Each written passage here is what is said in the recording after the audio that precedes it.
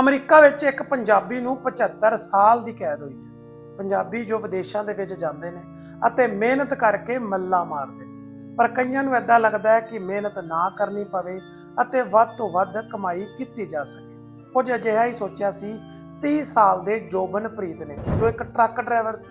ਉਸ ਦੇ ਘਰ ਜਦੋਂ ਪੁਲਿਸ ਨੇ ਰੇਡ ਮਾਰੀ ਤਾਂ 4 ਕੂੜੇ ਵਾਲੇ ਬੈਗਾਂ ਦੇ ਵਿੱਚੋਂ 106 ਕਿਲੋ ਕੋਕੀਨ ਬਰਾਮਦ ਹੋਈ, ਜਿਸ ਦੀ ਕੀਮਤ 96 ਕਰੋੜ ਰੁਪਏ ਦੱਸੀ ਜਾ ਰਹੀ। ਹੁਣ ਜੋਬਨ ਨੂੰ ਅਮਰੀਕਾ ਦੀ ਇੱਕ ਅਦਾਲਤ ਨੇ 75 ਸਾਲ ਦੀ ਕੈਦ ਦਿੱਤੀ ਹੈ ਅਤੇ 55 ਸਾਲ ਤੱਕ ਜੋਬਨ ਜ਼ਮਾਨਤ ਵੀ ਨਹੀਂ ਲੈ ਸਕੇਗਾ।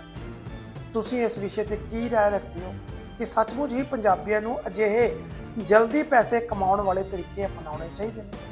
ਆਪਣੀ ਰਾਏ ਕਮੈਂਟ ਬਾਕਸ 'ਚ ਜ਼ਰੂਰ ਦੱਸਿਓ। ਧੰਨਵਾਦ।